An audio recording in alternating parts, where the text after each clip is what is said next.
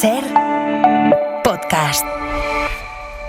Estás escuchando El Abierto de Hoy por Hoy. Cada día analizamos las noticias más relevantes de la actualidad, las claves políticas, económicas y sociales, con las voces de los protagonistas y los distintos puntos de vista de nuestros tertulianos.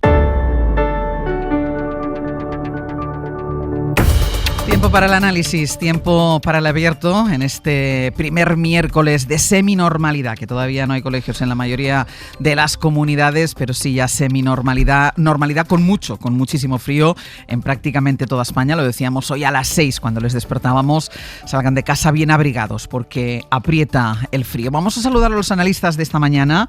Ignacio Escolar, ¿qué tal? Muy buenos días. Buenos días, feliz año. Feliz año, ¿bien las fiestas? Todo bien, todo bien. Elisa de la Nuez, feliz año, buenos días. Feliz año, buenos días. ¿También bien las fiestas? Todo bien. ¿Has desconectado? Mucho. Vale. Y Eduardo Madina, muy buenos días. Buenos días, Ángel. ¿Qué tal estás? Una maravilla, muy bien. Maravilla, ¿no? Sí. Dejábamos el mundo un poco así mal y hemos vuelto hoy el mundo. Días Está peor. O sea, uno no se puede ir de vacaciones. Uno se puede ir de vacaciones. Dices, hombre, no, en Navidad va a bajar un poco, va a aflojar, imposible. Hemos estado desde el sábado pasado, ya saben, hablando de Venezuela. Ahora vamos a hablar de Venezuela, pero antes tengo que hablar de Groenlandia, porque se vuelve a situar otra vez en el foco informativo después de que Donald Trump refuerce el intento de hacerse con esta isla danesa. Es un territorio que Estados Unidos quiere tomar a cualquier precio, quiere hacerlo suyo, no solo económico, porque la Casa Blanca, la prioridad que pone sobre la mesa es comprar la isla, pero no descarta, si fuera necesario, una incursión militar. Pablo Morán, buenos días. Hola Ángels, buenos días. Es verdad que Groenlandia ya hace tiempo, desde el inicio de su mandato, que está en el foco, se ha convertido en objetivo de Donald Trump, pero desde hace unos días es un objetivo que resuena cada vez con más fuerza. Lo que pasa es que los grandes países europeos, además de Dinamarca, rechazan esa idea de Trump. Han sido 6 países, incluida España, los que han firmado una declaración defendiendo la soberanía de Groenlandia y mostrando su apoyo al gobierno danés. El problema es que Trump está envalentonado, Ángels, con el éxito, al menos momentáneo, de su operación de secuestro de Nicolás Maduro y también con la tibia respuesta de Europa, donde esta misma semana hemos llegado a escuchar que se había abierto una oportunidad para la transición democrática de Venezuela. Así las cosas, pues le ha impresionado muy poco a Trump la declaración de ayer de 7 líderes europeos, incluido Pedro Sánchez, de apoyo a Groenlandia y a Dinamarca. Anoche, la Casa Blanca hizo circular una nota en la que insistía ya no en que Trump estudia con sus asesores la integración de Groenlandia en Estados Unidos, sino que siguen contemplando el uso de la fuerza como opción para conseguirlo. Así consta en esa nota distribuida por la Casa Blanca. La versión que está haciendo circular en privado Marco Rubio es que esto forma parte de una estrategia, que lo que quieren es comprar Groenlandia y que la presión militar es, en fin, una herramienta de coerción para obligar a Dinamarca a negociar. En el abanico de opciones que baraja la administración Trump hay una tercera vía. The president supports an independent Greenland with economic ties. Una Groenlandia independiente de Dinamarca y con lazos económicos con Estados Unidos. En todo caso, Washington no solo ha renovado su retórica sobre Groenlandia, sino que también ha aumentado su agresividad en público. Y como decíamos, a pesar de esa declaración de ayer en la que grandes de Europa ofrecen cooperar con Estados Unidos en el Ártico, que es uno de los grandes pretextos de Trump con este tema. Esta crisis alcanzó la cita en París sobre Ucrania, en la que se reunían presencialmente los líderes europeos con los enviados de Trump. Y este periodista de la cadena británica ITV preguntó a Starmer qué valor tiene el compromiso de Estados Unidos frente a Rusia el mismo día que se están escuchando semejantes amenazas sobre Groenlandia, poniendo incluso en riesgo la propia supervivencia de la OTAN. Una pregunta, Ángels, que quedó, pues yo creo que sin respuesta, porque el primer ministro británico se limitó a defender su alianza con Washington. Pablo, gracias. A ti, hasta luego. Esta es una de las claves. Estados Unidos con Europa en el tema de Ucrania, Estados Unidos alejado de Europa en el tema de Dinamarca. Los movimientos de Trump en un convulso tablero internacional, como estamos viendo, han provocado las reacciones de varios países, también del gobierno de España, cuyo presidente ayer se refirió directamente a los peligros que enfrenta el orden internacional después de los nuevos pasos que está dando Donald Trump. Guillermo Lerma, ahora de nuevo. Hola de nuevo, Ángels. Habló Pedro Sánchez de los ataques sobre Venezuela, de los que dijo que son un precedente terrible y un precedente muy peligroso. También habló de las ambiciones de Estados Unidos sobre Groenlandia, defendiendo la autonomía del territorio y asegurando que España no va a aceptar las amenazas de la Casa Blanca. Sí, quiso Sánchez ayer situar de nuevo a España como el país más crítico con la estrategia de Estados Unidos, con un mensaje tajante sobre los planes de Trump en Groenlandia. No podemos aceptarlo, no lo vamos a hacer como país, como gobierno. No nos vamos a callar ante violaciones que se están produciendo en el derecho internacional y que, por desgracia, cada vez son más recurrentes. Y, por tanto, España no va a ser cómplice de tal atropello. Y también se mostró muy crítico respecto a la operación militar del ejército norteamericano en Venezuela. Una ilegitimidad no puede ser respondida con una ilegalidad al derecho internacional, que es lo que ha sucedido durante estos últimos días en Caracas. Y finalmente lo que hemos dicho siempre es que se tiene que abrir un proceso de diálogo. El presidente reconoció ayer que sus palabras pueden molestar a la administración norteamericana, pero en la Moncloa están convencidos de que defienden la posición correcta. El gobierno cree además que cada detalle nuevo que se conoce sobre la estrategia exterior de Trump les reafirma en su postura, que fue lo que hizo Sánchez ayer, dejar claro que va a seguir defendiendo esa posición aunque moleste a Donald Trump. Lo haremos aún a sabiendas de que pueda molestar a alguno, porque estamos convencidos de que sin respeto a esa legalidad internacional, pues evidentemente no puede haber prosperidad en el corto, en el medio y en el largo plazo, y por tanto no puede haber tampoco estabilidad.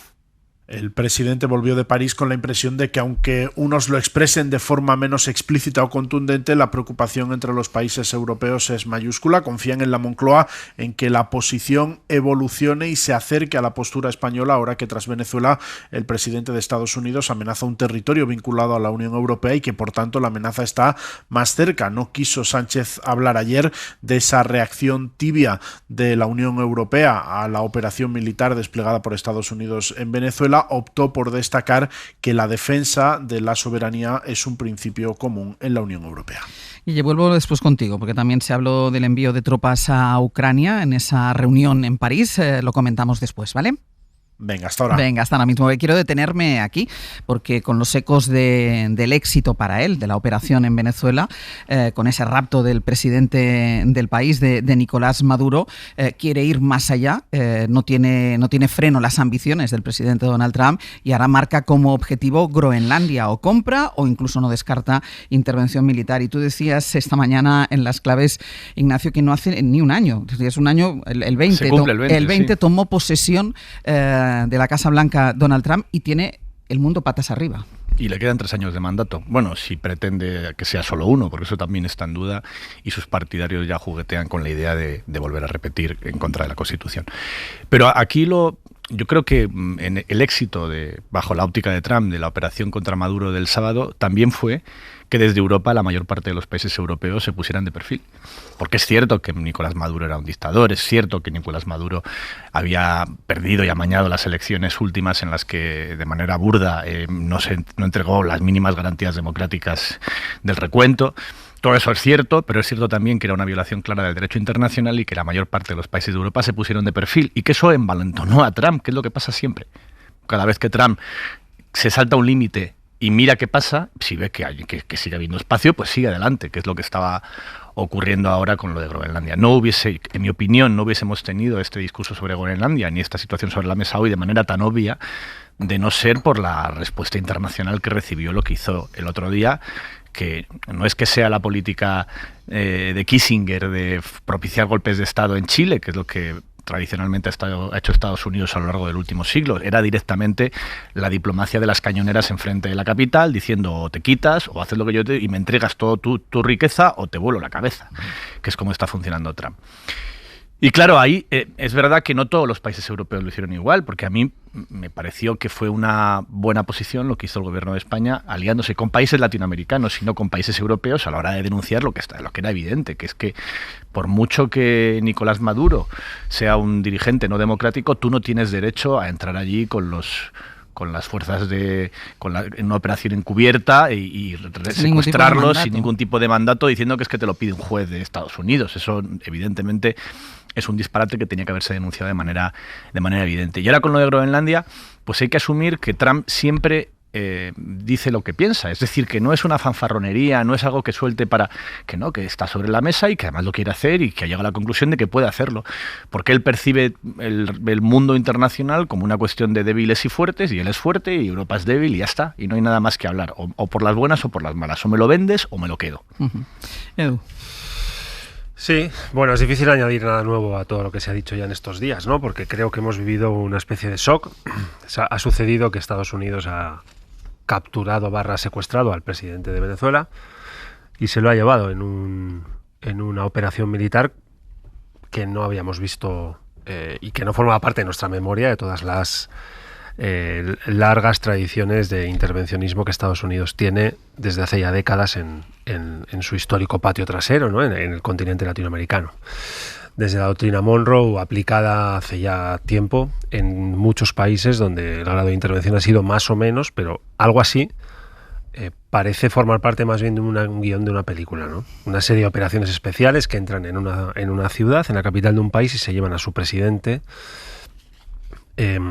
como preludio de una tentativa de control de ese país desde Estados Unidos, de sus reservas energéticas, de su posición geopolítica, de sus alianzas globales, del papel que juega en el mundo, pilotado todo desde el poder político de Estados Unidos.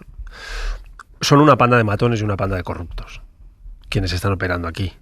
Y son una panda de matones y una panda de corruptos que creen que otros países del mundo son también suyos.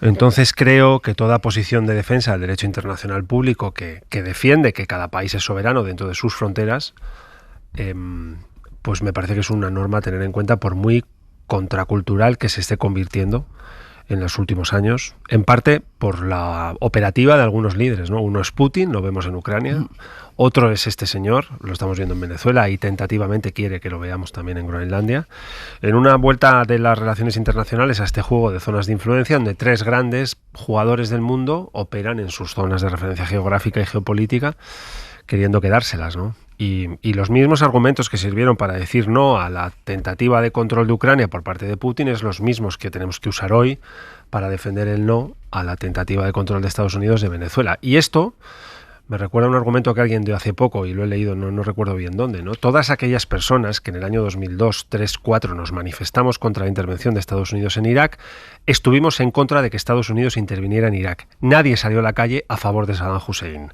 Por tanto, todo aquel que se posiciona hoy contra la operación de Trump en Venezuela no está defendiendo a Maduro, ni sus problemas de legitimidad democrática, ni lo que hizo en las últimas elecciones, ni en lo que se ha convertido el chavismo, ni en cómo ha derivado en todo lo oscuro que tiene detrás, todas las sombras que le han ido acompañando casi que año a año en los últimos años a ese sistema, más que un gobierno es ya un sistema que opera dentro de Venezuela, ¿no? Así que es relevante desde el punto de vista del argumento, es un no a lo que han hecho ellos en Venezuela, no a lo que Maduro hacía dentro de Venezuela. No es ningún apoyo a nada de eso, ¿no? Por tanto, creo que esa es una línea relevante a situar constantemente en el argumento. Iba a decir, hay que defenderla cada vez que todo abres el rato, la boca. Cada vez que abres la boca hay que defenderla. Matizas algo, estás defendiendo a Maduro. Sí. Lisa. Sí, no, yo creo, añadiendo un poco a lo que dicen mis compañeros, que está claro que una vez que desaparece o está desapareciendo ese orden internacional, que desde luego era muy mejorable, que a veces era muy injusto, que a veces, digamos, los países poderosos no estaban sujetos a él, pero era mejor que nada, ¿no? Porque es que esto siempre dices, claro, esto es como lo mejor es enemigo de lo bueno. Teníamos esto, había unas reglas que evidentemente a veces no se aplicaban. Evidentemente, en el caso de Venezuela, la comunidad internacional no fue capaz en absoluto de revertir la situación, ya lo habéis contado, una dictadura, unas elecciones amañadas, todo eso es verdad, pero con todo es mejor que no tener reglas. Y ahora nos vamos a un mundo donde no hay reglas y, como bien habéis dicho, los poderosos imponen su voluntad. Pero claro, la diferencia que yo creo que es que a mí, por lo menos, es lo que más me choca, es que Estados Unidos supuestamente es una democracia. No lo podemos comparar con la Rusia de Putin, no lo podemos comparar con China, donde evidentemente las reglas internas son diferentes. A mí lo que me llama mucho la atención es que en este caso también no solo pateas el derecho internacional, la ONU, lo que quieras, sino que también tu propio derecho interno, que esto yo creo que es importante de cara a entender lo que está ocurriendo. Yo, por lo que he leído, tampoco hay ninguna norma de derecho interno, ya más allá de que esto sea una guerra, no sea una guerra, una acción militar, es que no hay normas que te permitan hacer esto. Yo creo que esto es importante también, ¿no? No perder esa perspectiva interna donde este señor es que realmente está haciendo lo que quiere sin contrapesos, sin límites, etcétera. Y también quería apuntar, y estoy de acuerdo con lo que dice Ignacio, que yo he leído esta mañana además, que me ha hecho gracia, ¿no? Un analista este americano que dice es que con Trump o te plantas o le peloteas. Es que no hay otra forma digamos, de lidiar con él. Claro, en la Unión Europea, estoy de acuerdo con Ignacio, cualquier reacción de este tipo, moderadita, ¿no? Bueno, ya veremos, tal, es una señal clarísima de debilidad. Digo, oiga, ¿por qué no Groenlandia? Con una fórmula o con otra, ¿no? Comentábamos antes, bueno, pues comprarse Groenlandia, pues a lo mejor no es tan caro, yo qué sé. Y sobre todo lo que está claro es que la Unión Europea no tiene la capacidad real de defender Groenlandia. Nos pongamos como nos pongamos, puedes hablar del derecho internacional, puedes hablar de la OTAN, que efectivamente la revientas también, pero eso es la realidad. Y yo creo que los términos en que él concibe el mundo y la gente que está alrededor de él, que creo que es muy importante, es una lucha de poder. Y aquí está claro que unos pueden y otros no pueden. Como también leía el otro día, ¿por qué Trump hace esas cosas? Porque puede, porque le dejan, porque pero puede. Yo no estoy de acuerdo en que Europa no tenga margen de maniobra. No tiene Europa. Ojalá que lo tenga. Si sigue siendo incapaz de ponerse de acuerdo para decisiones muy básicas. Si actuase con una sola voz, claro que tiene poder. Pero además de actuar con una sola voz, ¿cómo te opones de verdad? Pues como lo hace Canadá, por poner un ejemplo, como lo ha hecho Brasil. Pero en la práctica, digo. Pues exactamente así, diciendo esto no, y como es no, es no. Y entonces tú quieres subir aranceles, yo también. Vale, eso es oponerse. Y eso es lo que han hecho otros países que han conseguido negociaciones con Trump. Porque es el único lenguaje que entiende. No hay otro. No hablo de mandar allí bombarderos. No me refiero a fuerza militar, pero Europa tiene muchísima fuerza económica. En fin, es uno de los principales mercados para Estados Unidos. Tenemos aquí a todas sus empresas operando, muchas de ellas en régimen de monopolio, que toleramos. Hay muchas herramientas para trabajar. Lo que no es una herramienta es decirle sí a todo por separado, que es lo que hace cada uno, para que luego llegue Trump y se burle de ti, como he hecho esta noche con Macron, revelando que le había pedido por favor que no le humillase mucho frente a su opinión pública, que probablemente sea cierto además. Pues esa es la Europa que se encuentra Trump, unos reinos de taifas divididos, cada uno a su aire, que sí, en teoría funcionan con un interés común, pero que en la práctica no defienden intereses comunes y defienden intereses individuales y que son incapaces de sacar un mínimo comunicado. No te hablo ya de algo más.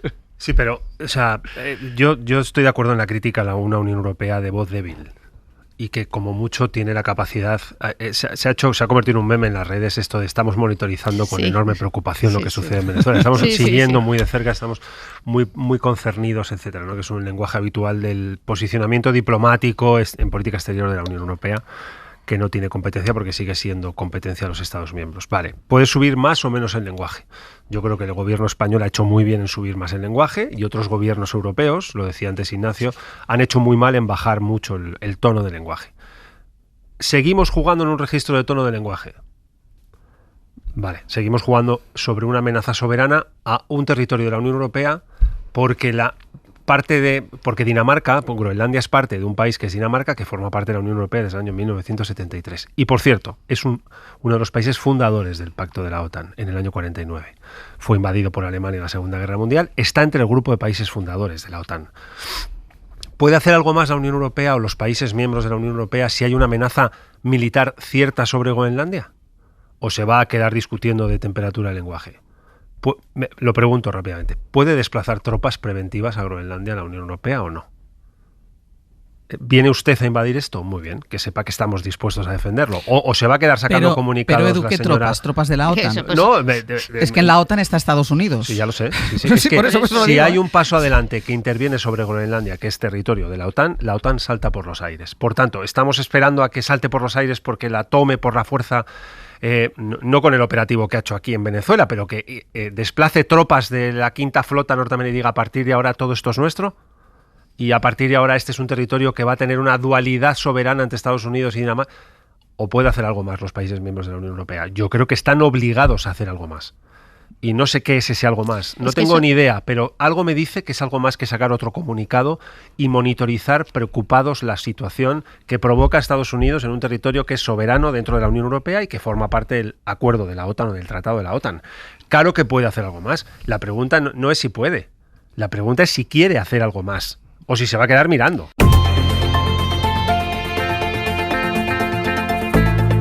El Abierto. Ser podcast. En El Abierto, Ignacio Escolar, Elisa de la Nuez y Eduardo Madina, que formulaba una pregunta ante la amenaza de la compra o de algún tipo de operación en Groenlandia por parte de Estados Unidos, porque este es el objetivo, es el foco donde quiere apuntar ahora Donald Trump, y se preguntaba, Edu, ¿qué tiene que hacer? ¿Cuál tiene que ser la respuesta de la Unión Europea, de la que ya hemos visto cuál ha sido la respuesta con el caso de Venezuela? ¿Qué tiene que hacer Europa en este caso? Pedías la palabra, Elisa. No, yo era para seguir un poco con el debate que planteaba Edu, ¿no? Porque claro, decía Ignacio, bueno, sanciones económicas, los aranceles, claro, pero esto es otro escenario. Es que el escenario de que te planten, si es que lo van a hacer, te planten tropas americanas en Groenlandia para quedarse como están diciendo, por las buenas o por las malas. Están diciendo esto, ¿no? Por las buenas te lo compro, por las malas es que me planto allí. Claro, es un escenario que ya, pues no es que los comunicados se queden cortos, es que se quedan cortos también el tema de las sanciones económicas, se queda corto todo, ¿no? Claro, la realidad es, ¿de verdad podemos mandar o puede la Unión Europea mandar tropas a Groenlandia de verdad? Porque esto sí sería esa idea de me planto, ¿no? Me planto y hasta aquí podemos llegar. Bueno, pues yo tengo dudas, pero sí que estoy de acuerdo en que desde luego, si aquí la reacción es de gran preocupación, de incluso la parte económica, que no es que no sea relevante, pero me parece insuficiente porque te están amenazando con meter tropas y quedarse con una parte del territorio de la Unión Europea. Es que claro, estamos en un mundo que yo creo que de verdad todavía nuestros diplomáticos de la Unión Europea que siguen en ese mundo antiguo, ¿no? Y en esas reglas y en ese orden internacional, comunicados y también en una diplomacia más, digamos, tradicional, yo creo que es que tienes que cambiar de página y decir, es que estamos jugando a otra cosa. También es cierto que en una guerra de poder, evidentemente en la Unión Europea no tiene el poder militar, porque ahora estamos hablando de poderío militar, ¿no? Sí tiene poder económico, pero claro, no tiene el poder militar y depende muchísimo todavía de Estados Unidos, o sea que no es nada fácil, pero estoy de acuerdo con Edu, que claro, es que esto llega a un momento y dices, es que te están amenazando con quedarse por la fuerza, con un trozo de la Unión Europea. Yo es que, no sé. Es que fíjate además que hablabas de la impotencia de la diplomacia europea. Lo que no entiende la diplomacia europea es que hasta ahora el orden internacional sí valía para ellos. O valía para nosotros. Es decir, que esto de no respetar las reglas era algo que se hacía con el tercer mundo, que se hacía con África, que se hacía con Oriente Medio, y que ahora, ¿cómo es esto que ahora también Dinamarca es como si fuera Venezuela, o es como si fuera Irak, o Afganistán, o cualquier otro de los países, o Libia, o cualquier otro país de los que Estados Unidos lleva décadas ignorando cualquier derecho internacional? Y yo citaba el tema económico no como respuesta a lo de Groenlandia, sino como prueba de la debilidad de Europa, que es ante una presión económica gravísima, como fue hace unos meses el tema de los aranceles, cuáles fueron las distintas estrategias y cuáles fueron los distintos resultados. Porque comparas cuál ha sido el resultado de la negociación para Europa respecto a otros países que sí se plantaron, y es evidente que plantarse sale mejor, porque es lo único que entiende. Porque aceptamos esta idea de él está muy loco y va a seguir adelante en cualquiera de las circunstancias, y no es verdad. No es verdad. No, si te plantas, ni siquiera con China, que era su gran objetivo con el tema de los aranceles, lo llevó hasta el final, porque de repente empezó a sufrir en casa. Y claro que Trump, a pesar de que Estados Unidos como democracia cada vez es más imperfecta, tiene una presión de su propia ciudadanía, tiene una presión a la hora de qué pasa en su supermercado, qué pasa en el Walmart con la subida de los precios, qué pasa con los regalos de Navidad, todo eso a él le afecta. Y por eso la presión o la respuesta con presión por parte de China fue el único lenguaje que entendió de toda la anterior ronda. Ahora estamos en otra, ahora estamos en la de Groenlandia, que es me quedo con un trozo de tu país por las buenas o por las malas. Pero bueno, pongo la pistola sobre la mesa para que así negociar sea más barato, que es un poco el modelo que están siguiendo, ¿no? Pero es que también hay que entender que aparte de eso, lo que dijo Trump hace muy poquito fue que va a intervenir directamente en las elecciones europeas país por país para apoyar a la extrema derecha, que es otra que también hemos pasado por alto como lo más normal del mundo. En el plan de estrategia nacional. ¿Y cómo lo hacen? Pues muy sencillo, lo están haciendo con esas redes sociales que dejamos operar de manera impune aquí, haciendo cosas como desnudar a adolescentes con deepfakes, que es algo que solamente Francia y de manera muy tibia ha respondido mínimamente. Es decir, que es que la capacidad que tiene Trump de ir avanzando pasito a pasito y la incapacidad que tiene la Unión Europea de poner límites en ninguno de los frentes que se le plantean es enorme. Enorme. El económico, el tecnológico, el militar, en todos. Pero no sé, ¿qué ibas a decir, Edu? No, iba a decir que el artículo 42.7 del tratado es una cláusula de defensa mutua que mandata a los países miembros de la Unión Europea a defenderse en caso de que tengan una amenaza soberana cierta. Y la implementación de la amenaza por parte de Donald Trump de lo que está diciendo en Groenlandia activa casi de facto esa cláusula del tratado. Así que yo comparto el análisis que hace Ignacio de toda medida disuasoria de naturaleza económica y comercial en el plano en el que nos hemos encontrado hasta la amenaza implementada de manera cierta en Venezuela. A mí me parece que es un arma que la Unión Europea tiene que saber jugar. Pero si hay una amenaza soberana a un territorio de la Unión Europea y de la OTAN por parte de Estados Unidos, es como si mañana este señor dice que se quiere quedar Normandía, porque el desembarco en Normandía el 6 de junio del 44, Córcega, Cerdeña, La Puglia o Baleares.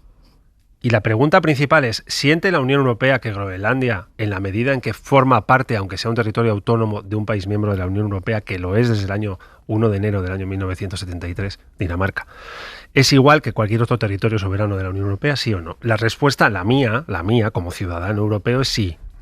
No distingo entre lo uno y lo otro. No distingo entre Normandía, la Puglia, Baleares o Groenlandia. 2. Si eso es así, ¿van a hacer algo más que sacar comunicados, sí o no? Esa cláusula de defensa preventiva que está descrita en el tratado, en ese artículo del tratado de la Unión Europea, obliga a tomar partido. Y la pregunta es en qué medida queremos tomar partido o no. Porque si entra y se queda con un trozo de un país que no es suyo, mañana lo hará con otro. Y esto que parece que es una película de Netflix, la que está pasando por delante de nuestros ojos en Venezuela, tal.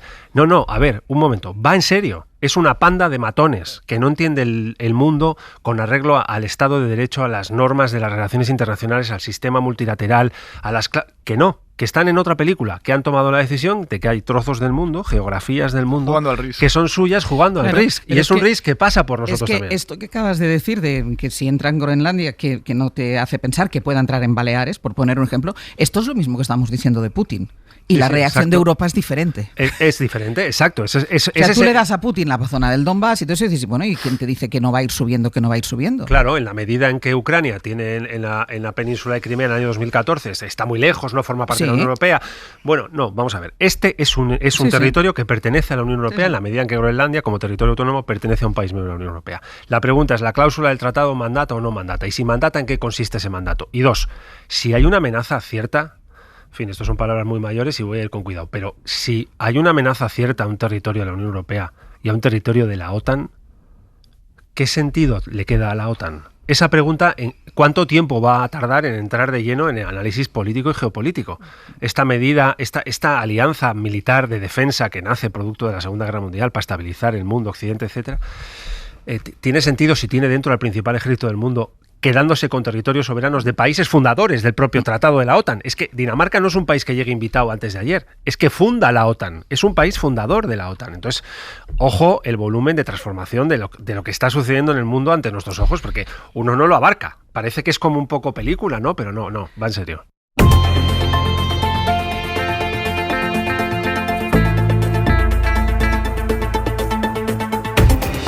En el abierto de Ignacio Escolar, Elisa de la Nuez y Eduardo Madina, hablando del tema, y el tema es Donald Trump y las consecuencias de su mandato, primero por su acción sobre Venezuela y ahora esa amenaza sobre Groenlandia, y dedicábamos buena parte del abierto sobre todo a hablar de la reacción de Europa, muy tibia, poniéndose de perfil en Venezuela, y ahora con la expectativa de a ver qué hace si lo de Groenlandia se convierte en una amenaza real, comprar o incluso utilizar la fuerza para que Estados Unidos se quede con esta parte. Es una región autónoma, pero pertenece a Dinamarca. Hablábamos de la reacción de la tibieza, ahora voy contigo, Elisa, que sé que querías hablar, pero para mí es muy significativo algo que hemos escuchado de las últimas horas de Donald Trump, cuando, se ha reído de Venezuela, de los venezolanos, de la cúpula de Venezuela, de Maduro, pero es que resulta que en esas declaraciones que ha hecho en estas últimas horas se ha reído también de Emmanuel Macron. Escuchen. Prescription drug prices by 200% or whatever. I would love to do it, be such an honor.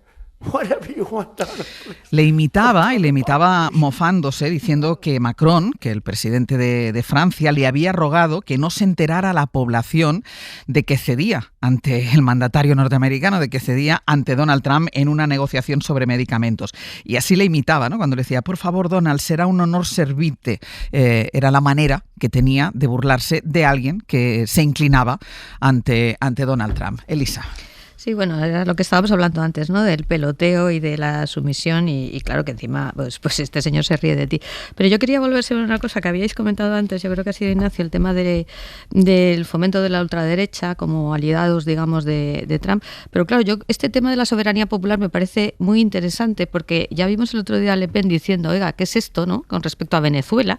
Claro, si tú te metes en Groenlandia, yo creo que esa alianza la va a tener un poquito complicada porque, hombre, si hay algo que yo creo que alguien de ultraderecha no puede permitir es el tema de una soberanía popular, no digo ya fuera de nuestra frontera, sino de la Unión Europea, sino dentro, ¿no? No digo que esto lo tenga en cuenta Trump en absoluto, es obvio que no lo tiene en cuenta, pero sí me parece algo que puede ser interesante de cara al futuro, en el sentido de pensar que esa alianza que tú tienes de forma natural por los valores, la ideología, etcétera, se puede mantener frente a un ataque a un territorio de la Unión Europea. Simplemente por comentario. Y luego otra cosa que creo que ha dicho Ignacio y que es muy, muy interesante es efectivamente el orden internacional sí ha funcionado para los países de la Unión Europea.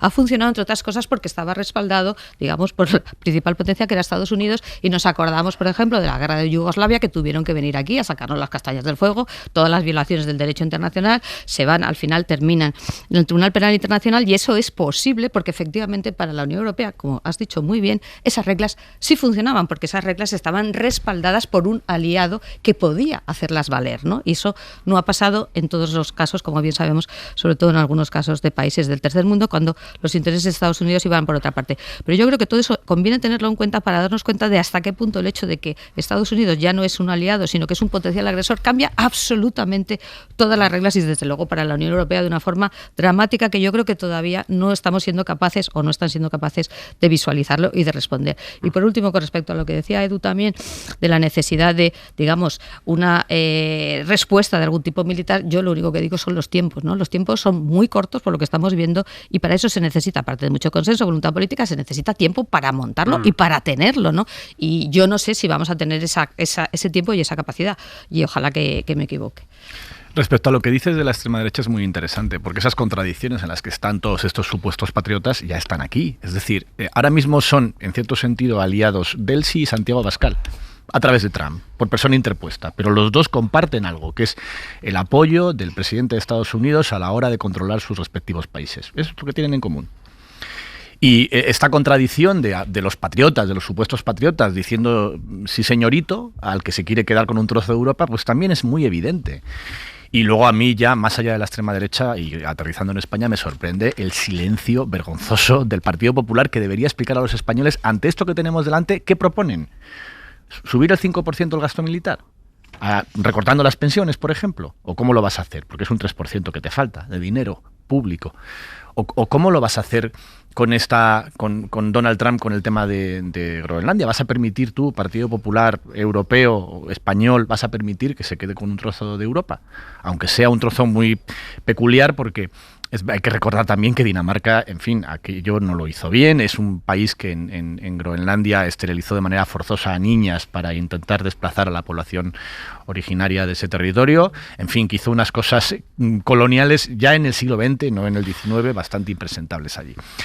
Pero claro, ¿qué posición tiene y qué propuesta tiene la derecha y la extrema derecha europea ante este escenario? ¿Qué van a contarnos? Más allá de decir que lo importante es que hay que hablar de Ábalos y de la corrupción, que sí, hay que hablar de Ábalos y de la corrupción, pero de esto no hay que decir nada, no tienen nada que decir. Vamos a ver cómo respiran en Venezuela, porque ahí se siguen dando pasos, se sigue avanzando en la era post-Maduro y se sigue avanzando en la era post-Maduro con algo que decía ahora Ignacio, con Delcy Rodríguez al frente del país, la figura de la presidenta interina, recordemos, la que ha escogido Donald Trump para iniciar la transición, a cambio, evidentemente, de que colabore con los intereses de Estados Unidos, y en esa línea, lo hemos comentado antes, Trump anunciaba esta madrugada en su red social que su país va a recibir entre 30 y 50 millones de barriles de petróleo venezolanos, un recurso que va a vender para destinar los beneficios, dice, a los intereses de Venezuela, pero también, decía Trump, de Estados Unidos. Enviado especial de la SER, Nicolás Castellano, buenos días. Hola de nuevo, Ángels. Claro, lo que pasa es que a pesar de las presiones que está recibiendo por parte de la Casa Blanca, ayer Delcy Rodríguez dijo que su gobierno se mantendrá autónomo, independiente, que no va a permitir injerencias extranjeras en las decisiones de su ejecutivo. Sí, un día intenso de actos públicos y de discursos. El primero como presidenta encargada de Delcy Rodríguez, que a pesar de protagonizar un mitin en las calles de Caracas posterior a ese anuncio de Trump en sus redes sociales sobre esos barriles de petróleo, la nueva líder del chavismo no hizo ninguna mención al anuncio del inquilino de la Casa Blanca. Una Delcy Rodríguez cuyo primer mensaje en un acto gubernamental fue volver a reafirmar la autonomía e independencia de Venezuela frente a los que creen que la van a tutelar. El pueblo venezolano somos un pueblo que no nos entregamos, que no nos rendimos, y estamos acá gobernando junto al pueblo. El gobierno de Venezuela rige en nuestro país, más nadie. no hay agente externo. Segundo mensaje directo a Trump y a los que cuestionan su liderazgo. No tiene miedo. Afrontar los desafíos, las agresiones, las amenazas. En lo personal, quienes me amenacen, lo digo. Mi destino no lo decide, sino Dios. Ese es mi respuesta. Ya por anoche, en un acto en las calles de Caracas, arropada en el escenario por muchos jóvenes valores del chavismo, volvió a pedirle a Trump que libere a Maduro y a su esposa, a los que califica de rehenes. Pero con mucha determinación y mucha lealtad, nosotros vamos a construir el camino para la paz, garantizar la paz y lo más importante también, garantizar la liberación de nuestro héroe Nicolás Maduro y nuestra heroína Silvia Flores. Los rehenes. Su último anuncio de su primer y frenético día como presidenta Ángels ha sido decretar 7 días de luto nacional por las víctimas del ataque estadounidense, sin dar aún la cifra exacta de muertos. Claro, es que esa es otra de las claves, ¿no, Nico? Desde Venezuela no se da cifras de las víctimas en ese ataque.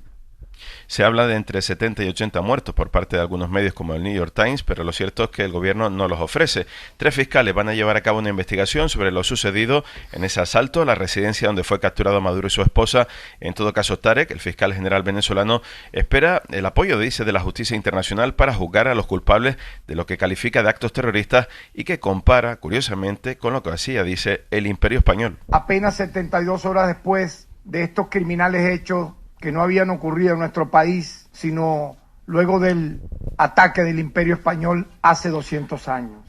Los funerales ya han comenzado, nos hemos enterado de ellos por las imágenes distribuidas por la Agencia Oficial de Noticias de Venezuela. Los que mueren por la vida no pueden llamarse muertos. Y a partir de este momento es prohibido. Son vídeos de distintos entierros de jóvenes soldados, se da el nombre de algunos de ellos, pero Venezuela no ha ofrecido, como decimos, aún un balance definitivo de las bajas de ese ataque de las tropas de élite de Estados Unidos. Solo Cuba ha reconocido la cifra exacta de 32 muertos entre los soldados que formaban parte de la Guardia de Maduro. Y luego hay 2 imágenes potentes de todo lo que está pasando en Venezuela. Uno son esos vídeos que va haciendo públicos cada día Diosdado Cabello, cada madrugada, paseándose por las calles de Caracas y hablando de control y de paz en las calles. Y luego la otra imagen, Nico, es la de muchos jóvenes que están apresurándose a irse de Venezuela por miedo. Tú has hablado con algunos de ellos ahí donde estás, en Cúcuta, donde el movimiento en la frontera sigue siendo importante. Sí, como dice, mientras el ala más dura del chavismo, Diosdado Cabello, ha vuelto esta medianoche aquí, hace unas horas, aquí son las 3:15 de la madrugada, a pasearse a solas por las calles de Caracas para lanzar ese mensaje de que está todo en paz, pero desde Venezuela, como dice, siguen saliendo jóvenes. En la terminal de autobuses de Cúcuta encontramos a William, de 21 años. ¿Y en tu caso es la primera vez que sales de Venezuela? Sí, es la primera vez que salgo de Venezuela en general, en toda mi vida, pues. ¿Y por qué sales ahora? Bueno, casualmente yo diría que fue por casualidad, porque ya de por sí nosotros teníamos planeado venirnos para acá hace un año y bueno, con lo que pasó ahorita actualmente fue ya como el boom para terminar de venirnos, porque bueno, a pesar de lo que pasó en Venezuela, bueno, quedamos como en una incógnita y tuvimos que venirnos, pues, en parte por seguridad. Muchos no hablan, Ángel, por miedo a ser identificados, pero William y su joven novia reconocen que la inestabilidad y el miedo generado después del ataque de Estados Unidos les ha animado definitivamente a buscar una nueva vida aquí en Colombia. Que hicieron ahorita, poner a Delcy Rodríguez, no sé si llamarlo algo inteligente o no, porque a la vez es inteligente, sabiendo que, bueno, no puedan meter de una vez a María Corina ni al mundo, porque... Otra recién llegada desde Valencia, en el estado de Carabobo, es María, de 74 años, que a pesar de todo sigue apoyando el chavismo. Bueno, me gusta como persona porque es muy preparada y no creo que ya haya entregado a Maduro, no creo, no sé. De repente... Otra María, más joven y que vive en San Cristóbal, al otro lado de la frontera, forma parte de los 30.000 vecinos venezolanos que cruzan cada día a trabajar a este lado. Bueno, mi nombre es María Rodríguez, yo soy de la frontera con Colombia y pues los últimos días allá he estado un poco tranquilo, más calmado de lo que nosotros esperábamos, la verdad, porque pues nos llena de incertidumbre no saber cuál es el siguiente paso porque estamos como a la deriva, pues. Y Más de 3 millones de venezolanos siguen en Colombia, el destino de la mayor parte de los 8 millones que se han instalado en los países del entorno o del casi medio millón que vive en España. Aquí en Cúcuta, el despliegue militar en los 2.000 kilómetros de frontera, Ángel, sigue con 30.000 soldados preparados por si cualquier eventualidad en el país vecino vuelva a generar un desplazamiento de población. Nico, gracias.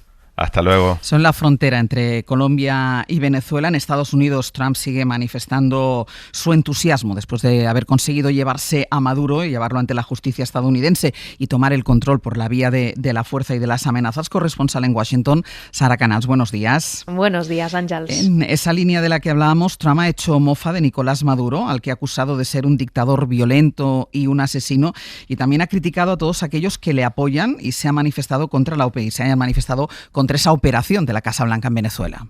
Eso es, recurriendo a burlas y ataques, le ha definido como un líder violento, le ha acusado de matar a millones de personas y de tener una cámara de tortura en pleno centro de Caracas, y también le ha criticado por imitar su forma de bailar. You know, he's a violent guy. He gets up there and he tries to imitate my dance a little bit. Asegura que ha intentado copiarle el mítico baile, ese movimiento de brazos que popularizó en sus mítines de campaña. También se ha burlado de los simpatizantes de Maduro. These people are a mess. Where did they find these people? They are the worst looking people I've ever seen. ¿De dónde ha salido esta gente? Son un desastre, son la gente más fea que he visto en mi vida, decía. Pero más allá de sus ataques, Ángels, le hemos visto eufórico y triunfal, exultante tras la operación en Venezuela, que ha calificado de brillante y asombrosa, y proyectando un país, unos Estados Unidos, imbatibles con él a la cabeza. We have the most powerful, most lethal, most sophisticated and most fearsome. It's a fearsome military on planet Earth. Y todo ello presumiendo del ejército. No solo ha asegurado que es el más letal, poderoso y sofisticado de todo el mundo, sino que además ha ido un paso más allá y ha hecho un llamamiento a producir más armas. Sara, gracias. A vosotros. Y escuchando lo que nos contaba Nicolás Castellano desde la frontera entre Colombia y Venezuela, la reacción, ¿quién está ahora al frente, al mando? Vimos a Delcy Rodríguez jurando el cargo de presidenta con la sensación, Ignacio, de que quien se ha quedado ahí a contrapié o colgado a la brocha es la oposición venezolana, es María Corina Machado, es Edmundo González, que fue quien ganó las elecciones, y por consecuencia quien se queda colgado a la brocha aquí en España es el Partido Popular. Sí, exactamente, porque al final el Partido Popular fue el primero en aplaudir esta operación, diciendo que llegaba la democracia a Venezuela y que era el primer paso hacia la democracia, y está resultando todo lo contrario. Porque a Trump no le interesa la democracia. Pero vamos a ver, que Trump se hizo una rueda de prensa con el rey saudí que trocea periodistas diciendo no le pregunten por cosas incómodas. El interés de Trump por los derechos humanos y por la democracia es nulo. No los defiende en su propio país, los va a defender fuera. Es decir, es que es evidente que no había ningún plan, desde el principio había ningún interés de que aquello fuese una democracia. Estados Unidos quiere vasallos, no quiere democracias alrededor. Y una dictadura es un vasallo mucho mejor, porque no tiene un contrapeso ciudadano interno a la hora de cuestionar por qué hay que entregar 30 o 50 millones de barriles de petróleo a Estados Unidos. Mejor, mucho mejor una dictadura. Pues ya no nos vale esta, pues nos vale esta. Y luego, lo que decía antes, esta contradicción en la cual ahora mismo son igual de aliados a través de Trump Abascal y Delcy Rodríguez. Y esto, y por consecuencia también el propio Partido Popular, que es el que está también defendiendo o poniéndose de perfil de manera diaria con todo el tema de Trump, diciendo que había que plantearse qué es eso de retar a Estados Unidos. ¿Cuál es la alternativa? ¿Decirle que sí a todo?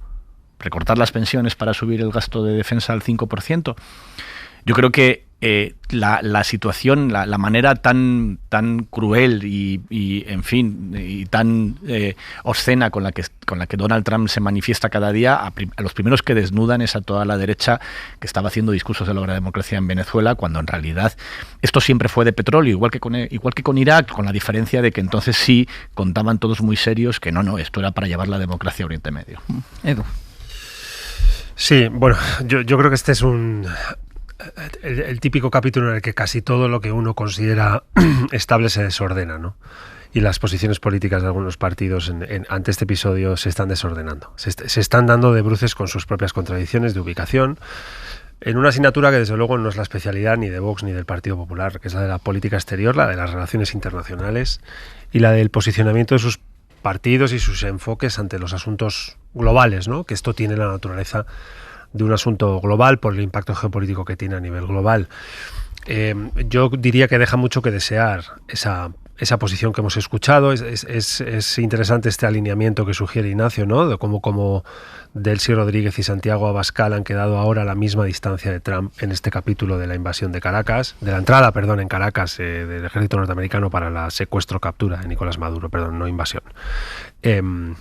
Y es relevante desde el punto de vista de los alineamientos ideológicos, cómo se supeditan a veces o cómo son priorizados con respecto a los alineamientos de país. Entonces, es imposible proyectar ante un potencial gobierno hoy del Partido Popular, de alguna manera combinado con Vox, cuál sería la posición de ese gobierno de España ante un capítulo como este o ante una potencial amenaza militar frente a un territorio autónomo de un país miembro de la Unión Europea como es Groenlandia con respecto a Dinamarca.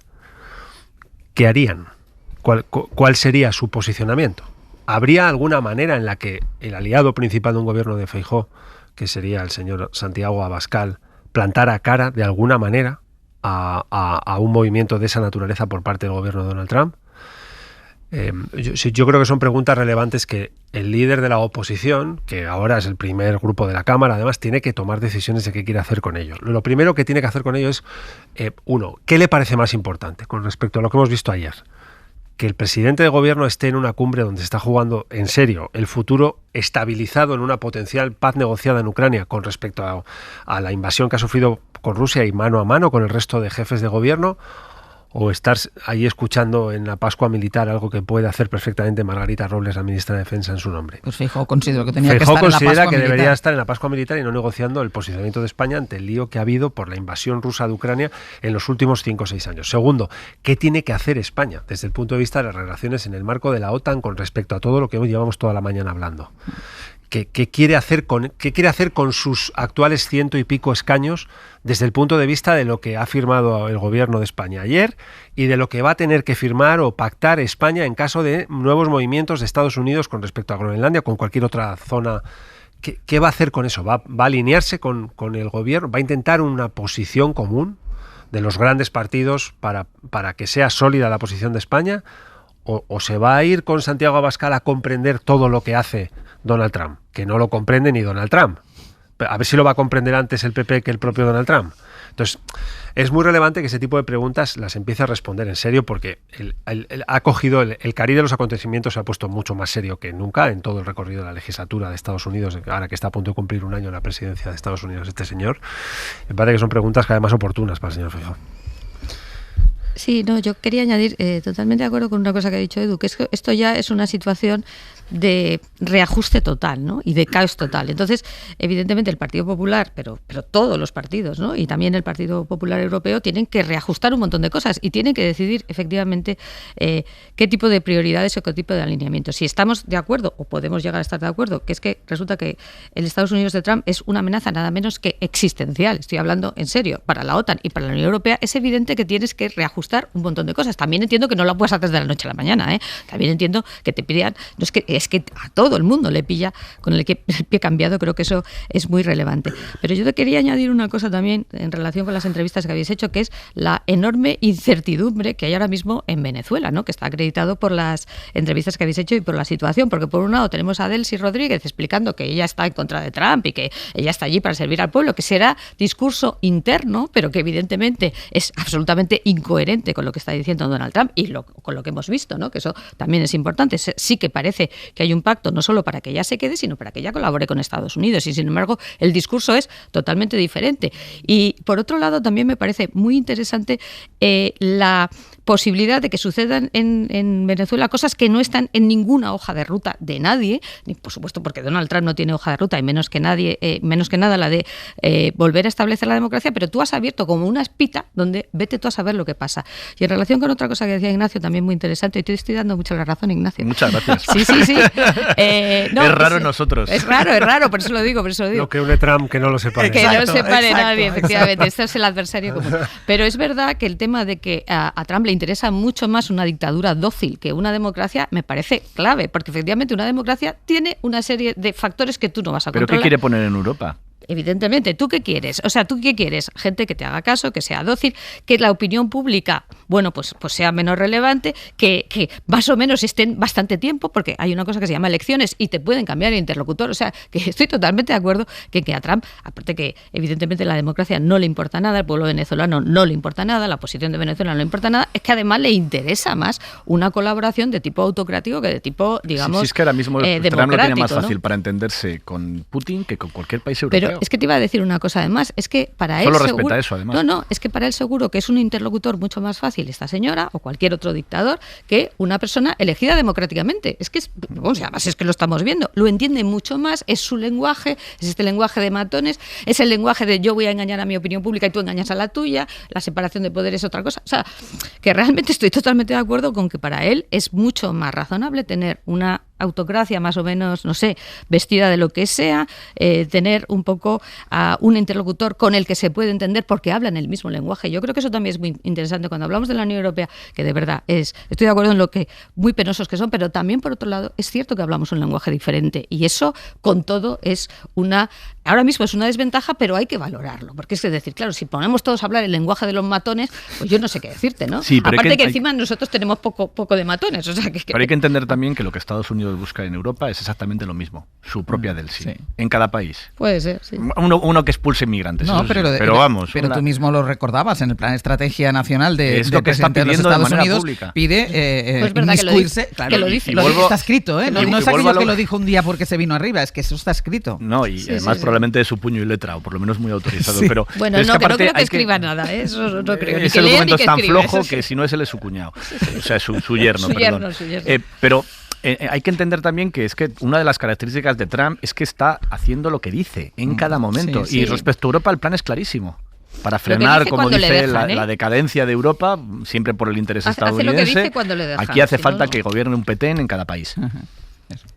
Dejadme que cuente cuáles pueden ser las consecuencias y cerramos así el tema de Venezuela, porque quiero hablar de la parte de Ucrania, que es para lo que realmente se reunieron ayer en Francia la llamada coalición de voluntarios. Pero por cerrar el tema Venezuela, hacer un poco de cálculo para saber en qué consiste y lo que supone ese envío de barriles de petróleo que ha anunciado esta madrugada Donald Trump, un envío que, según Reuters, reportará más de 2.000 millones de dólares a la administración de los Estados Unidos, que, como dijo, será él mismo, Donald Trump, quien gestione este dinero. Jordi Fábrega, buenos días. Hola, buenos días de nuevo. Y el gobierno de Trump tiene pensado reunirse, ¿no?, este viernes con representantes de las empresas petroleras para estudiar cómo se puede aumentar la producción de crudo en Venezuela, y todos estos movimientos están teniendo ya efectos en el precio del petróleo. Sí, lo que estamos viendo es cómo realmente la apuesta por el petróleo de Estados Unidos es una de las razones que está detrás de la intervención del pasado fin de semana. Lo hemos visto con ese anuncio de Donald Trump que anuncia que Estados Unidos recibirá entre 30 y 50 millones de barriles desde Venezuela. Esta es una cuantía que se acerca, según varias estimaciones, a la cantidad de barriles que están bloqueados en el país, en Venezuela, desde que a principios de diciembre Estados Unidos empezó a bloquear la salida de barriles desde el país. Más allá de la cifra, el anuncio de Trump es toda una declaración de intenciones porque, como dices, tiene pensado reunirse ya esta misma semana con las principales petroleras del país para ver cómo se puede aprovechar el hecho de que Venezuela sea a día de hoy el país con mayores reservas de petróleo del mundo. Es verdad que tiene muchísimas reservas, también es verdad que a día de hoy, por falta de infraestructuras y por falta de inversión, el peso que tiene el petróleo venezolano en el mundo energético es bastante limitado, pero sí que el hecho de que se ponga el petróleo en el centro del debate demuestra que se quiere aprovechar esta potencia que tiene Venezuela como reserva de cara al futuro. Y además hay que tener en cuenta que el anuncio que ha hecho esta madrugada Trump tiene otro objetivo, porque lo que está haciendo es cortar el flujo de crudo de Venezuela a China. China era el principal comprador de petróleo venezolano desde 2023. Todo esto en el precio hoy se traduce en una bajada. Está cayendo alrededor de un 1% el precio del barril, tanto del Brent como del de lo que costaba el viernes, que era el día previo a la intervención. Vale, hemos perdido un poquitín al final, pero está bajando el precio del Brent. Esto nos ha quedado claro. Bueno, veremos cómo sigue el tema de Venezuela, el tema de Groenlandia, porque quiero en los minutos que quedan todavía de abierto hablar de Ucrania, porque si por un lado Estados Unidos está amenazando los intereses de la Unión Europea por Groenlandia, por otro lado lo está haciendo Rusia, que sigue tratando de retrasar las negociaciones para alcanzar un alto el fuego en Ucrania. Ayer en París, insistimos, se reunió la llamada Coalición de Voluntarios, una coalición compuesta por 34 países. Se reunió para tratar la situación de la guerra y ese encuentro terminó con un anuncio de Macron, corresponsal en París. Lucía Riera, buenos días. ¿Qué tal? Buenos días. El presidente francés, Lucía Macron, anunció la creación de una fuerza internacional que brinde tranquilidad a Kiev una vez termine la invasión rusa. Se trataría de una fuerza que contaría con el apoyo de Estados Unidos y que estará liderada por Francia y por el Reino Unido. Eso es, Estados Unidos va a liderar la vigilancia del alto el fuego en Ucrania y se ha comprometido a apoyar esa fuerza de defensa europea una vez entre en vigor el alto el fuego, una concesión clave tras la ambigüedad que había mantenido Washington sobre su apoyo a las garantías de seguridad para Kiev. El presidente francés ha destacado el compromiso que por primera vez han logrado arrancarle a Washington. Pour la première fois, acte de cette convergence entre les membres de la coalition des volontaires. Para los europeos es la muestra de que todavía existe una convergencia posible con la administración Trump a pesar de las últimas tensiones a cuenta de Groenlandia y de Venezuela. Según el documento firmado por Macron, Starmer y Zelensky, los aliados europeos están dispuestos a ofrecer a Kiev garantías política y legalmente vinculantes que incluyen el apoyo a Ucrania en caso de un futuro ataque armado por parte de Rusia. Mais ces garanties de sécurité sont la clé pour que el objetivo, según ha dicho Macron, es evitar que un acuerdo de paz dé pie a una nueva agresión rusa. Además, han acordado desplegar fuerzas en Ucrania una vez firmada la paz. We signed a declaration of intent on the deployment of forces to Ukraine. Lo ha explicado el británico Keir Starmer. Reino Unido y Francia están comprometidas con el envío de tropas. Sería una fuerza multinacional desplegada tras el alto el fuego para garantizar la regeneración de las Fuerzas Armadas de Ucrania, el apoyo logístico y de inteligencia y una supervisión del alto el fuego continuo y fiable para evitar nuevas agresiones. Pero esto aún no está definido y no todos los líderes europeos les siguen. Giorgia Meloni, por ejemplo, se niega a enviar tropas italianas y España, aunque ahora sí abre la puerta, como contará Lerma luego, pues veremos en qué quedan las consultas con los grupos políticos. Zelensky se ha felicitado de estos avances significativos con Estados Unidos.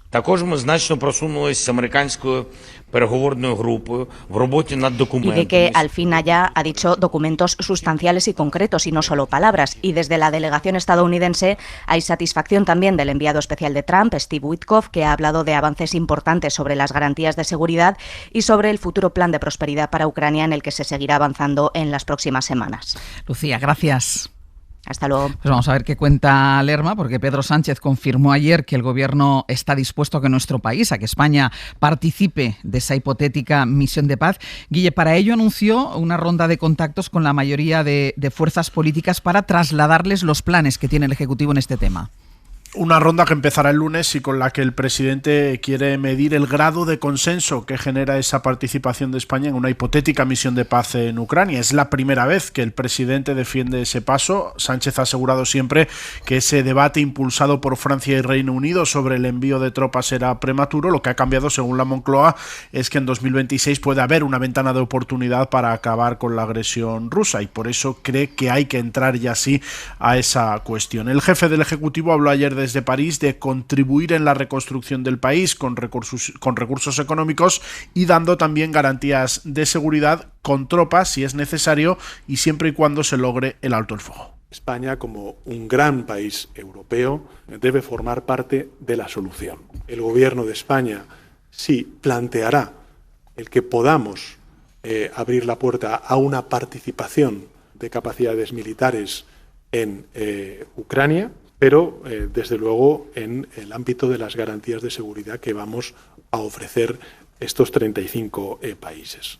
El presidente quiso dejar claro el compromiso de España con Ucrania y con la Unión Europea en un momento en el que la derecha cuestiona su distanciamiento del resto de socios respecto a la posición con Estados Unidos. La decisión abre un escenario también aquí a nivel nacional, Ángeles, porque cuando llegue el momento y se den esas condiciones de paz, el gobierno tendrá que llevar al Congreso la propuesta. Será importante saber cómo se posicionan, por tanto, el resto de grupos parlamentarios. Ayer, aquí en la SER, en Hora 25, Enrique Santiago, diputado de Sumar, portavoz de Izquierda Unida, expresaba sus dudas. Lo que no vamos a apoyar es enviar tropas a una guerra, a una situación de conflicto armado. Los escenarios que ha descrito el señor Macron son confusos y peligrosos. Eso es una fuerza de confrontación, eso es entrar en una guerra y obviamente no vamos a apoyar eso. En cualquier caso, el gobierno, Ángels, lo que considera importante es conocer la postura del PP, la postura del principal partido de la oposición. Guille, gracias. Hasta luego. Suerte con ello, con conocer cuál es la postura del PP, porque lo comentaba antes ya Edu. El PP de momento lo que hizo ayer fue criticar la presencia de Pedro Sánchez en esa reunión en la que se abordaban temas importantísimos sobre el futuro, no de España, sino del mundo entero, y criticó que Pedro Sánchez estuviera ahí, rodeado de líderes internacionales, en lugar de estar en la Pascua Militar que se celebraba aquí en Madrid, donde hay discurso del rey y bueno, lo que pasa todos los años en la Pascua Militar, y como decía Edu, puede estar bien representado el gobierno por parte de la ministra de Defensa, Margarita Robles. Julia Molina, buenos días. ¿Qué tal, Ángels? Buenos días. La reacción que tuvo ayer el Partido Popular criticando esa ausencia de Pedro Sánchez en la Pascua Militar, lo que deja en evidencia una vez más es el interés que tiene el Partido Popular en empezar 2026 de la misma manera que terminó 2025, es decir, tratando de desgastar al gobierno, y sobre todo quiere seguir con los casos de corrupción que afectan al exministro Ábalos, a quien ha llamado para que comparezca mañana en la Comisión Koldo del Senado, aunque depende de si hay autorización o no hay por parte del Supremo. Sí, en el PP no quieren mover la conversación hacia un tema internacional como la paz de Ucrania, donde sienten que Sánchez se ve más cómodo. Quieren seguir centrando toda la atención en la corrupción y que esta semana de lo que se hable sea de esa comparecencia de Ábalos en la Comisión de Investigación del caso Koldo en el Senado, una citación que ha forzado el PP con su mayoría absoluta y que, como dices, a menos de 24 horas todavía no tiene la autorización del Supremo. Preguntados por esta posibilidad de que España envíe tropas de paz a Ucrania, la respuesta que dan desde el PP es que ayer era el día de honrar al ejército. Este martes Feijóo en sus redes sociales le afeaba a Sánchez haber cambiado la Pascua Militar por la reunión en París junto al resto de líderes europeos. Incluso después de conocer que en esa reunión se ha estado negociando el proceso de paz para Ucrania, en Génova mantenían que Sánchez debería haber estado acompañando al rey y al ejército y no con los presidentes europeos y con el secretario general en la OTAN. En el PP sostienen que el anuncio de la hipotética misión militar de paz es una nueva cortina de humo creada por el gobierno. Nosotros no vamos a ayudar a Sánchez a poner el foco fuera de España, dicen fuentes del partido, que también señalan que el presidente debería centrarse en los problemas internos y que defienden que el Ejecutivo está usando Ucrania en estos momentos para su propio beneficio. Julia, gracias. A vosotros. Hasta luego. Elisa, bueno, yo del Partido Popular ya la verdad es que no espero mucho más, porque es la respuesta habitual, es la respuesta a modo. Todos son cortinas de humo, aunque la integridad europea está en juego, aunque se haya violado todo derecho internacional con la entrada en un país para llevarse a un presidente, pero bueno, todo queda supeditado a la corrupción aquí en España y a los temas domésticos. No, lo hemos comentado muchas veces, ¿no? Que es una posición no solo errática, sino, digamos, que nunca tiene el foco donde lo tiene que tener, vamos a decirlo así, porque evidentemente la corrupción es importante, tampoco lo vamos a minimizar, pero bueno, ahora hay una actualidad internacional que claramente a todos nos tiene, como decíais antes, ¿no?, en situación de shock, y yo creo que la prioridad es contestar a eso. Aunque insisto, no es que la corrupción sea algo menor, que tampoco nos vamos a olvidar de eso, pero yo quería volver un poco a lo que habías planteado antes con respecto al acuerdo de Ucrania, que lo primero es pensar que, claro, que Estados Unidos de Trump te dé garantía en algún tipo de acuerdo, pues yo a esas alturas de la película me lo creo poco, máximo cuando estamos hablando del tema de Groenlandia. No podemos disociar, en Ucrania somos amigos y nos llevamos bien, y en Groenlandia no, pero mira, que si no me la vendes te la telembalo. Es el mismo país y es el mismo presidente. Es el mismo presidente. Yo esto me cuesta, por mucho que los líderes europeos pobres quieran creer esto, a mí me cuesta que las dos cosas sean compatibles, ¿no? O esto que una mañana te digo que sí y la siguiente te digo que no, que es lo que llevamos viendo a lo largo de todas estas, digamos, conversaciones de paz, ¿no? Entonces yo soy muy, muy escéptica, pero también soy muy escéptica de las posibilidades que tiene Pedro Sánchez de conseguir el acuerdo de nadie, no yo digo ya del Partido Popular, que obviamente, digo de sus propios socios de gobierno, es decir, que estamos en esta permanente, voy a intentar que, voy a hablar, bueno, pues sí, ya sabemos que no tiene usted ni la mayoría, ya lo vuelvo a repetir, llevamos 3 años sin presupuesto, no tiene mayoría por presupuesto, va a tener mayoría para enviar usted unas tropas de paz o de lo que sea a Ucrania. En fin, que estamos jugando mucho a este postureo de yo intento, por un lado, por supuesto, insisto, la oposición es totalmente indigente, lo digo así con todas las letras, y no se focaliza en lo que tiene que ser, pero es que el gobierno, la realidad es que no tiene mayoría para nada, y esta es un poco la situación que tenemos. Sí, lo que pasa es que yo estoy en la lectura de la aritmética del Parlamento que hace Elisa, la compro al 100%, lo he dicho muchas veces, estoy en ese análisis. Pero una cosa es que el PP no le dé el apoyo al presupuesto general del Estado del Gobierno, donde se supone que están los números de un proyecto que a priori pues el PP no comparte, y es lógico, ¿no? Sería muy extraordinario que hiciera algo distinto. Casi que hay una lógica de comprensión, porque es un asunto que compete al Gobierno, pero la posición de España ante Ucrania es una posición de país. Debería. Estoy en ese matiz, exacto, sí. Debería ser una posición de país. Entonces, hay muchos países europeos gobernados por partidos de la familia ideológica del PP. De hecho, la gran mayoría de los países miembros de la Unión Europea son países con gobiernos conservadores que han firmado lo mismo que ha firmado el gobierno de España ayer. Y han acordado esta disponibilidad a establecer fuerzas de estabilización de paz ante una hipótesis de un acuerdo de paz en Ucrania tras la invasión rusa por parte de Putin de ese país. Entonces, ¿por qué el PP español no va a hacer algo que va a hacer el PP europeo en casi todos los países europeos? ¿Por una cuestión de no darle ni agua al gobierno? Es que este es un asunto justo en el que el gobierno no se juega nada de su programa electoral. Es decir, la guerra la decide un señor Putin invadiendo un país que es Ucrania. Y España como país tiene que tomar decisiones de qué hacer ante esa guerra, ante esa invasión, cómo situarse geopolíticamente ante ese asunto y cómo situarse militarmente ante ese asunto. Y sé que ha habido fricciones en el seno de la coalición, porque partidos que forman parte de la coalición de Sumar no están de acuerdo con financiar la defensa de Ucrania. Podemos tampoco, lo ha dicho muchas veces su portavoz, Yone Belarra y Irene Montero. Pero la pregunta es qué va a hacer el PP con esto, porque sus aliados, los que forman parte del PP europeo, que gobiernan otros países, léase, por ejemplo, Alemania, van a estar aquí. Entonces, ¿cuál es la razón para que el PP español no esté? Es que yo creo que esa es la pregunta que nunca le podremos hacer a Feijóo, porque nunca viene aquí. Pero, o sea, ¿cuál es la razón? Eso, ¿por qué? ¿Por qué no? A lo mejor, no sé, tiene una razón de peso para no hacerlo. Yo entiendo que no voten el presupuesto del gobierno porque el gobierno, la legislatura cuestión ideológica, está además. Como está, ya tiene sus aliados. Esta es una legislatura que ya la hemos analizado muchas veces, pero ante la posición española ante Ucrania, creo que ahí no hay tanto de gobierno como de país, y ese es el salto que el PP debería dar, no sé. Ignacio. Vamos a ver qué ocurre cuando eso suceda, porque para eso tiene que haber primero una paz en Ucrania, y es bastante evidente que Putin ha llegado a la conclusión de que cada día que pase su posición es más fuerte, con lo cual ¿para qué va a pactar ninguna paz?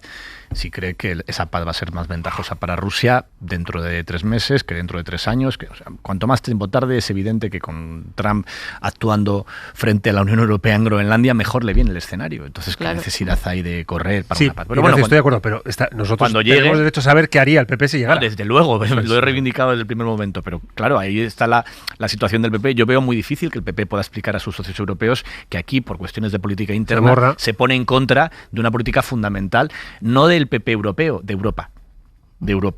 Porque además hablamos de fuerzas de paz para ayudar a que ese país pueda recuperarse. Pero claro, es que, en fin, la posición de Feijóo en tantos asuntos es tan vaga. Todo lo que no sea decir que se vayan los corruptos del gobierno, ¿en qué consiste?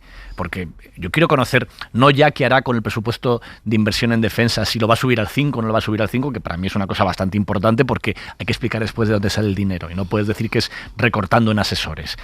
Pero simplemente qué va a hacer con cualquiera otro de los asuntos que está sobre la mesa. ¿Cuál es su plan, por ejemplo, para la financiación autonómica, que también concierne al Partido Popular? ¿Qué va a hacer con la ley del suelo? ¿Va a permitir que siga existiendo esta ley del suelo que permite bloquear cualquier ampliación de terreno urbanizable en cualquier ayuntamiento con que lo pida un constructor pirata que le interesa porque tiene pisos ya construidos? ¿Qué es lo que ocurre en la actualidad?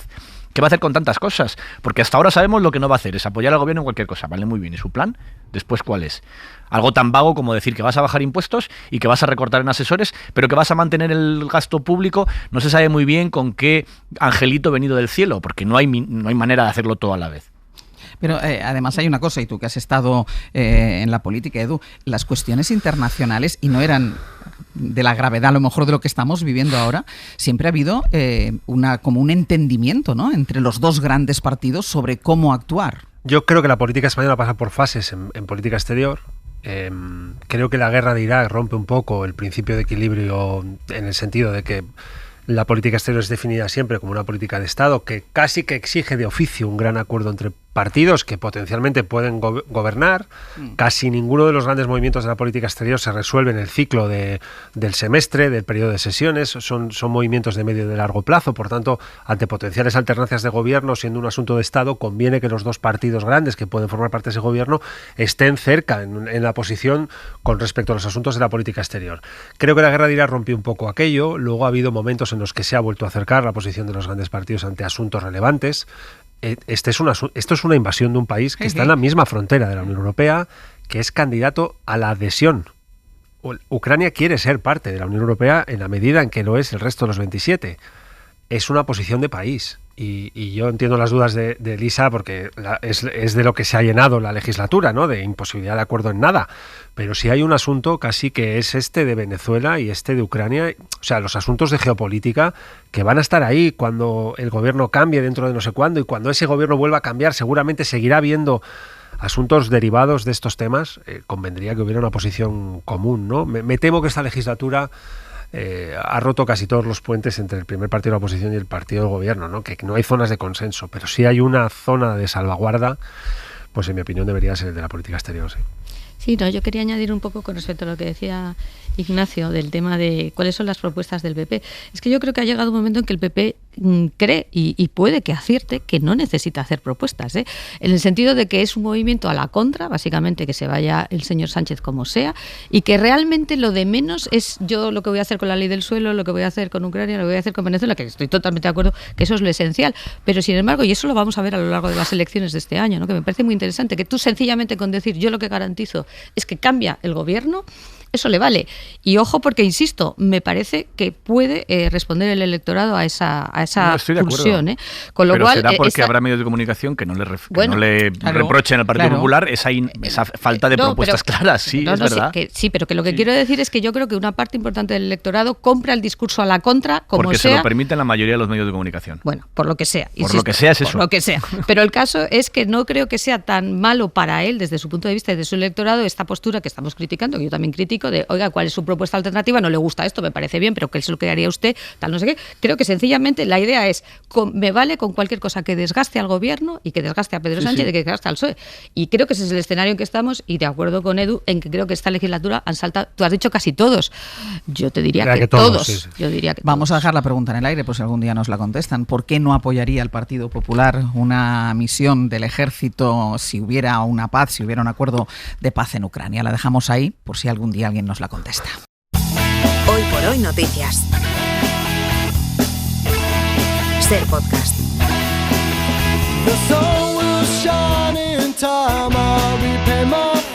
Y de un dúo estelar a otro dúo estelar, Sergio Castro, Ana Usle, buenos días. ¿Qué tal? ¿Qué tal? Hola. Bien, ¿Cómo estáis? Bienvenida. Bien hallados a todos. Venga, contadnos. Bueno, porque pues nada. Esto sigue como cuando yo me fui, ¿no? Sí, básicamente. Ahora despido a los analistas del abierto y vienen más cosas. Bueno, primero explicamos 4 cosas, despides y seguimos. Y seguimos, vale. Y seguiremos a partir de las 10 con El Rincón y la Esquina, con Marta Sanz y con Manuel Delgado para hablar. Cuando pensamos en este concepto no había ocurrido lo que había ocurrido. Vamos a hablar de prisioneros, pero vamos a hablar de prisioneros también en un sentido muy amplio. Y necesitamos, como siempre, su colaboración. En el 900-100-800 nos pueden llamar para que nos contarnos, entre otras cosas, de qué se sienten, de qué cosas, de qué personas se sienten prisioneros, por qué causa o por qué razón. Si ustedes también han hecho prisionero a algunas causas o si intentaron con éxito librarse de todas ellas. En el 900-100-800, historias sobre prisioneros. Esta mañana nos hemos sentido prisioneros del despertador, ¿a que sí? Bueno, eso casi siempre.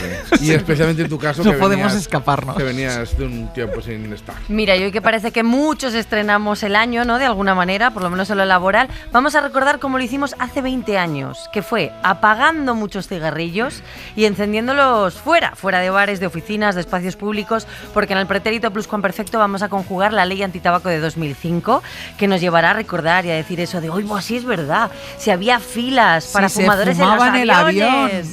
o si apagabas el cigarrillo en el plato del postre, que ahora piensas, qué asco. Bueno, pues vamos a ver cómo hemos cambiado desde ese 2005-2006 cuando entró en vigor esta ley. Y después cerraremos con la charla. Todos los contertulios del Abierto han pasado por allí, estoy convencido, no lo sé, pero estoy convencido de que sí, de que al menos una vez, si no más, estuvieron viendo una película en los cines Renoir.